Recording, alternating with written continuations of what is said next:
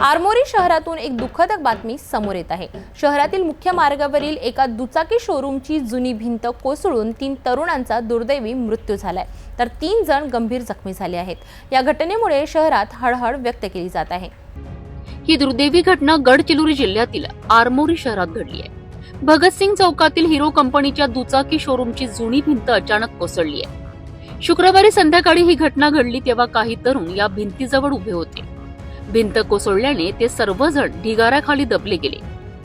या दुर्घटनेत ब्रह्मपुरी येथील आकाश बुरांडे तसेच वडसा येथील तहसीम शेख आणि मोहम्मद हसन अली शेख यांचा जागीच मृत्यू झालाय, तर दीपक मेश्राम, विलास मणे आणि सौरभ चौधरी हे 3 जण गंभीर जखमी झाले आहेत। जखमींना उपचाराकरिता गडचिरोलीच्या रुग्णालयात दाखल करण्यात आले आहे।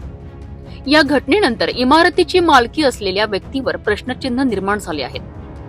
नगरपंचायतीने या इमारतीला याआधीच जीर्ण घोषित केले होते आणि तिचा वापर बंद करण्याची नोटीसही दिली होती, तरीही मालकाने याकडे दुर्लक्ष करत शोरूम सुरूच ठेवलेत। याच हलगर्जीपणामुळे निष्पाप तरुणांचा जीव गमवावा लागला। आता पोलिसांनी या प्रकरणाची चौकशी सुरू केली आहे आणि दोषींवर कठोर कारवाईची मागणी केली जात आहे। तर ही होती गडचिरोलीच्या आरमोरी येथील दुर्दैवी घटनेची माहिती। नगरपंचायतीच्या नोटीसीकडे दुर्लक्ष केल्यामुळे ही घटना घडल्याचे समोर येत आहे। या प्रकरणी पोलीस अधीक्षक अधिक तपास करीत आहेत।